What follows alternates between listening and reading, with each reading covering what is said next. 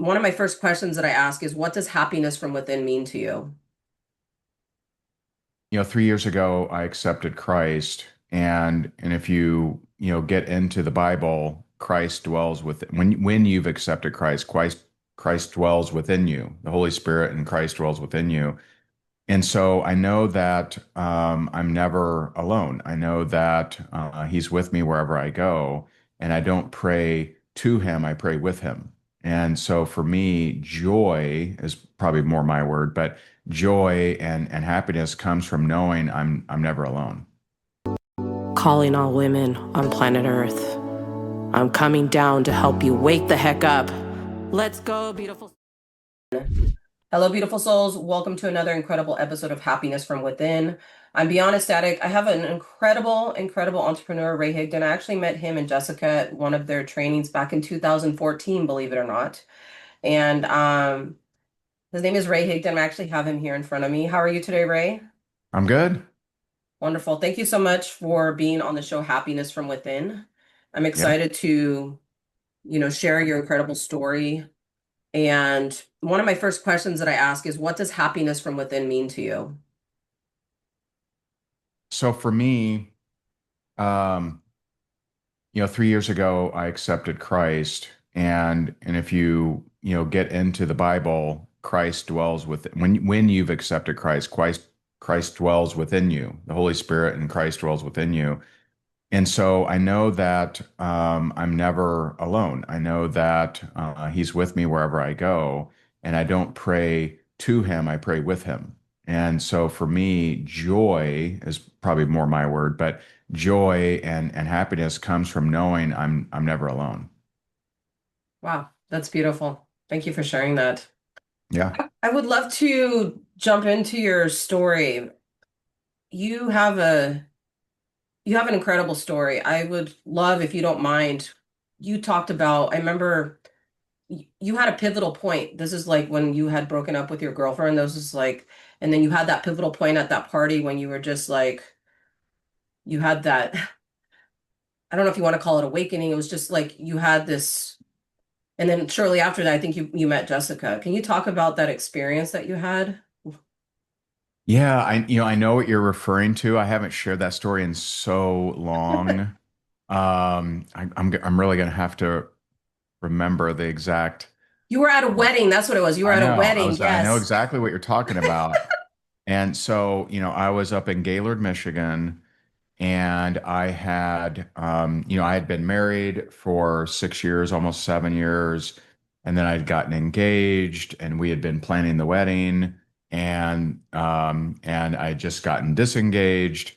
And so at this point in my life, everything was like falling apart, like, or has fallen apart. I went through divorce, foreclosure, $1 million in debt, disengagement, right? And so I'm at a close friend of mine's wedding, and at the reception, I just kind of started looking at at the flower arrangements, and just kind of looking at the party and everything, and I just realized, man, I'm so messed up. Like, I used to have everything figured out. I literally have nothing figured out. I don't know what I'm doing for money. I don't know what I'm doing for relationship. Like, I just have nothing figured out. And so I went around, the corner of the building and just cried. And so I go back to it was like a cabin kind of thing. And so I go back to the cabin, and I had a book in my book bag that I've been meaning to read, but I hadn't read. And and I can't, it's been so long since I've told the story.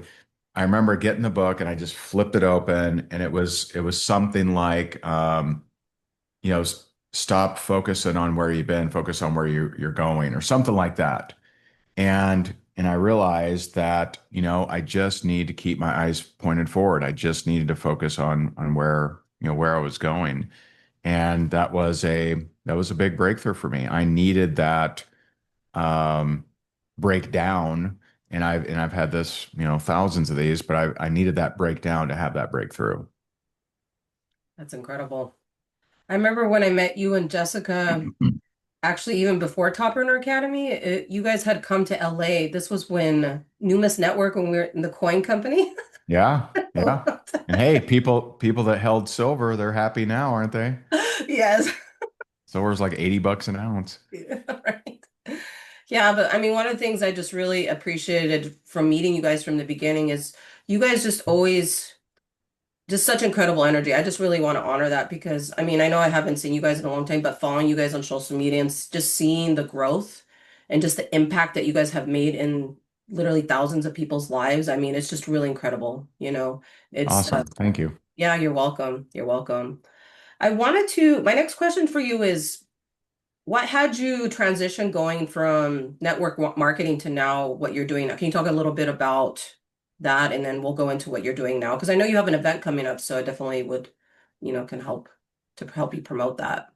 Yeah. So, I was the number one earner of that company, Numis Network, and it was awesome. It was great. And then in August of 2013, the one of the owner's wives had an aneurysm and had a big health scare, and they kind of decided, we're not sure that we want to be owners anymore, and so we had a meeting and we decided to merge with another company, and so we merged into a larger company, and I ran with that company for 3 years, and in the meantime, I'd been hired by a lot of different people to speak on their stages or coach them. And I just really realized that I really enjoyed coaching others and helping, leaders, in the entire industry. And so 20, I think it was March 2016 is when I um, left building a network marketing business and just, have been focused, really ever since for the most part, um, ever since just helping, sales leaders. So what I'm doing specifically now is I help sales leaders build teams that perform without draining them. Hmm. And so I over the years I've seen so many really talented people that they just don't know how to build the right systems or processes or culture or boundaries. And so they end up burning out and they end up leaving. And not just in direct sales or network marketing, but real estate, insurance, there's all kinds of different, sales teams out there. And so I work with sales teams and I work with sales leaders to help them build teams that perform without draining them. And so that's kind of where I am now. And we have an event coming up on January 17th called Sales Leadership Secrets, how to build a thriving team that doesn't drain you. And so we'll be going through a lot of, what I work with clients on. Okay, wonderful. I would love if you could touch a little bit on I took one of your, I don't remember the name of the course, but one of the biggest things that I got, you were talking about writing down 100 things that you're grateful for. Yeah. And can we talk a little bit about that? Because it's so powerful of like where did that, I guess, emerge from? Like, how did that come out of you? Like, yeah, just if you could talk a little bit about that. Yeah, I'll give you a news story around that I think will bring even more light to it. So, um, I just think that, every day we have so many things to be grateful for. At one point there were 27,000 people a day dying from dysentery because they didn't have clean drinking water, right? And there are still, I mean, it's an absurd amount. I mean, I think it's like 30% or 25% or something of the world's population doesn't have easy access to clean water. Yeah. And so, we have lots of things to be grateful for, but a lot of times we focus on the one thing that isn't great. And so that exercise of writing down 100 things you're grateful for, and you can time yourself. If you really struggle with it, or if it takes you forever, then maybe you've been focusing on the wrong things. But I have a quick story. So not too long ago, Christmas Day, the kids, came downstairs, and I have a 6-year-old, son. I got a 10-year-old daughter, and I got two older boys, and so the little ones wanted to open their presents, of course, and so my 10-year-old daughter, she's open up her presents, and you know she is strong-willed. She's amazing. I mean, she's so smart. But one thing we've dealt with is there have been times where she received a gift that she didn't really like, and she wasn't afraid to let you know. And so both my wife and I are from the Midwest, and that we just cringe at that. We're just like, oh, like it's just, any kind of entitlement or spoiled or, non-grateful is like it's just like, atrocious to both of us. And so we've worked with her on that, but here we are, Christmas Day. She's opening up presents, this one, that one, this one, that one, 52 presents. And she gets to the last one, opens it, and she's upset. And I am about to be furious. And I'm looking at her, I'm like, what's going on? And she looks away from me, she won't look at me. And I look at her mom, I'm like, what's going on? I mean, I think I know what's going on, but and her mom said, and so her mom's not answering me either. She leaves the Christmas, scenario, goes to her room, shuts the door. And her mom starts crying. Now I'm really about to blow up, and I'm like, what is going on? And my wife said, well, there was something on her list that I wasn't able to get her, and she's upset. And my first thought is, okay, where are the big trash bags? Because I'm going to bag all this stuff up, and I'm throwing it away. Like I was just so furious, I was so angry, and and then the more frugal side of me was like, well, we'll return it. We'll get our money back. And so, I mean, I wanted to go upstairs and take the door off the hinges. I wanted to remove the bed. I want her sleeping on the floor. Like I just want to take everything away. And I've learned, specifically over the last, I would say 2 years, that whenever I'm in that kind of state, it's not, I need to chill out. Okay. And so instead of marching upstairs like I wanted to, I went into my bedroom and I prayed.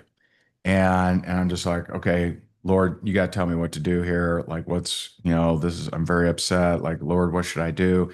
And I get in prayer, she's just like you. And I had 1,000 memories flood my brain of all the times that God had blessed me with so many different things, but I focus on the one thing he didn't do so many times. And so, now I'm convicted, right? I'm like, oh, huh, yeah, wow. And so I do go upstairs and it's a very different demeanor. And I just said, Sabrina, you're just like me. And I know she was prepared for me to just go off, right? And just scorched earth. And she's like, well, what? And I said, there's been so many times that God has blessed me with so many things, and I focus on the one thing he didn't do. So you're just like me. But the reality is your mom's very upset. You need to go downstairs. You need to talk. So, she did. Everything was fine. We did not buy her that gift, by the way. We're not going to. And it worked out. And so I really think there's three takeaways from that story. One, obviously, focus on the good that you do have, not on what you don't have. Number two is um, thank God God's not like me. I wanted to take everything away because she was ungrateful for one thing, right? Thank goodness God doesn't operate the way we think, or else how many times would I have lost literally everything in my life? And so number three, some people may hear this story and think, yeah, we need to teach these kids some gratitude, and I would just say maybe just maybe there's an area of your life that you could be more grateful for. And so that's my latest gratitude story. Wow, that's really incredible. So you and Jessica remind me again, you guys have two kids together? We do. Wow, that's incredible. I think I remember because I'd been following you guys on for a long time. Like I remember when she was pregnant with the first one. It's just incredible how time just goes by so Yeah. Yeah. wonderful. My next question for you is, how do you guys manage having a business and, a family, and just any advice you have for any entrepreneurs? Uh, Yeah. I mean, I think the number one, suggestion. So two things. Number one is presence, and meaning be present when you're with the kids, be present when you're in your business. And what I see a lot of people do is they feel guilty when they're with the kids, and then they feel guilty when they're in the business. And so they're literally never present, and they just focus on what's wrong wherever they are. So if they're over here, they're like, oh no. And if they're over here, they're like, ugh. And so just being present. Number two, no one really has balance. It's not a time clock. You're not punching the clock and say, okay, 8 hours here and 8 hours with the kids. There really is no balance. There are weeks where I spend more time with the family. There are a lot of weeks where I spend more time in the business. But it's being present. That's what's key. And so like, a lot of times, I mean, we live in a neighborhood that's just full of kids. A lot of times they're playing with their friends. So they're having a good time. They're not, where's mommy and daddy? And so we don't feel guilty about that. When I go out the door, like when, there was in November, I spoke in, 6 different cities. And when I would leave, I just, I told them, I'm like, hey, daddy's going to go help some people. And, at some point you may be doing stuff like this. And so I didn't apologize. I didn't say, I'm so sorry, I got to go. I'll be back soon. I didn't do that. I said, I'm going to go help some people that need daddy's help. And, you're going to grow up to help people in whatever way that looks like. And I don't know what it looks like. I don't know if you'll travel or whatever you choose, but I'm not living this, I feel really bad for doing what I love to do because I love to do what I do. And so I think, presence, realizing that it's not balance, it's more of a blend. When we take a vacation, I still will work, but very much less, like much, much less. And so I mean, I think that solves most of the major problems that people have. That's incredible. I wanted to ask you another powerful question. With all these changes happening in our world right now with AI, Uh-huh. what sort of advice do you have for entrepreneurs, that have, fear around that or, utilizing AI? Just anything that you'd like to share. I mean, for the most part, AI is not going to replace relationships and how you treat people. In fact, you could argue that the more the world turns to AI, the more high touch will actually be demanded, right? And so like, I remember being at a restaurant here in Naples, and the owner went around and he shook everyone's hand and he was like, "Hey, I just want to say we really appreciate your business. Thanks for being here. We've been in business for 30 years and we just really appreciate you." Like that makes me want to go back there. And that makes me want to go there because I don't know, I can't remember ever experiencing that, but I just thought it was so cool that he appreciated. So it's not everything in life is how efficient can I get this thing? How quickly will it get delivered to me? Sometimes it is, hey, what's the experience? What's that look like? And so I think that there's going to be very different markets. Like first of all, I hate the low price leading battle that goes on in every industry.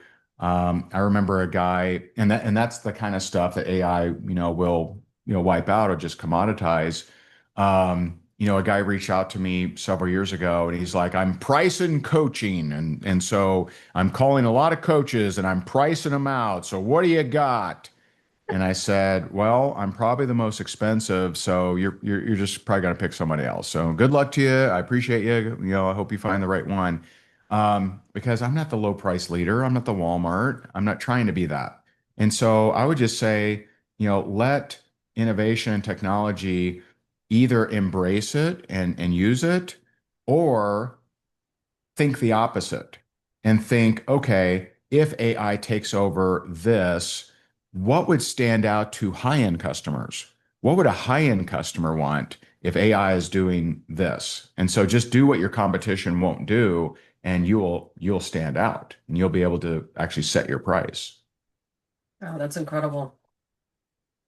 My next question to you is how any advice that you have for couples, because you and Jessica are a power couple, you guys have always Mm. been like what advice do you have for, you know, like what keeps you guys so like strong together? I know you guys have always worked so well together, but just any advice you have on your heart that you feel something you want to share that the right person's going to hear right now.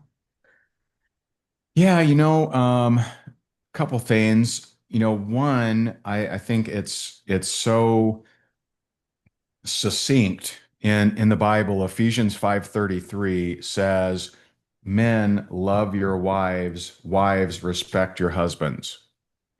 And so like, well, why doesn't it say love, love, or why doesn't it say respect, respect, right?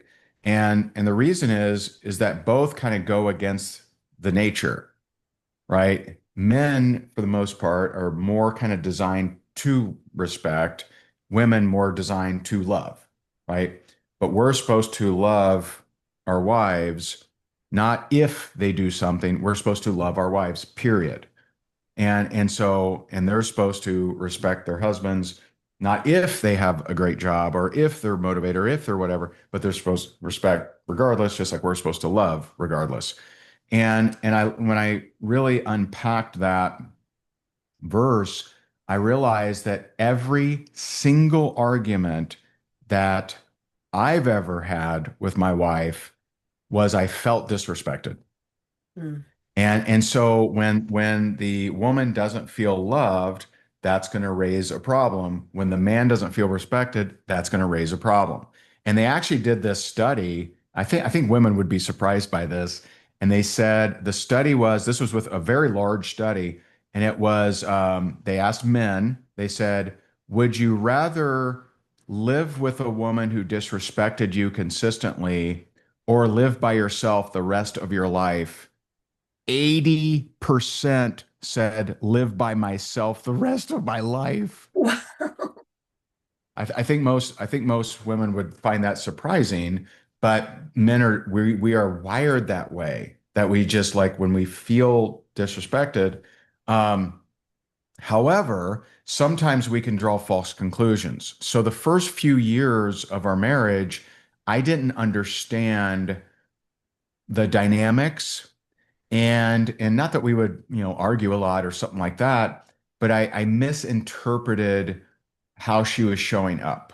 So I would have this idea and she would challenge it, and I would think, man, she never agrees with my ideas. Like, what the heck? She's just always shooting them down, always saying, well, what about this? And always trying to add to it. And my idea is not, perfect or whatever. And it just frustrating until I realized that God blessed women with this amazing ability to prepare everyone around them for the world.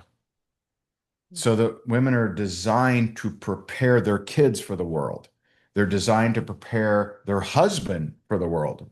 They're designed to, so her giving me pushback was her preparing me for what the marketplace would do. So she couldn't, and I don't even know if she or most women even consciously are aware of this, but they're designed to kind of make sure that we're confident in what we're doing. Make sure that we are, that we are prepared to go against the grain or go fight the storm or go fight the lion or whatever. And so when I realized that, um, there are times where I'm like, okay, babe, all right, I get it. You're challenging me. I got it. But most of the time she's absolutely perfect in making me think in ways I may not have been thinking. And so just recognizing that, I know a lot of men that they're like, my wife never supports me and never, well, actually, maybe, and I'm sure there are wives that don't, but maybe she's supporting you in your highest and best use way, which is challenging you so that you are ready for the marketplace, so you're ready for the streets, so you're ready for the territory that you're wanting to take over. And so I've just learned that with her. And so I don't see it as, oh, she thinks my idea is stupid anymore. I see it as, oh, she's trying to help me really understand and really nail this. And that's where the energy is. That's incredible. Wow. That's all the questions I had. Wow, we knocked it out. Yeah, no, this is great. How I like to end the podcast is just to open it up with any last minute words, just anything that comes from your heart that you'd like to share with the audience to touch their heart and soul in a deep way. And there's no right or wrong answer.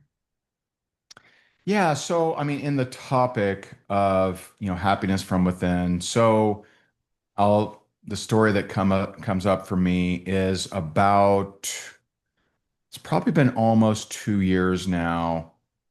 About 2 years ago, I was just having a lot of challenges. I had $3 million investment go away. I had a surprise hotel bill over $1 million. My oldest son wasn't talking to me. I was arguing more frequently with my wife, and just a lot of things not going well. I mean, I just felt like I was getting kicked and punched in literally every direction.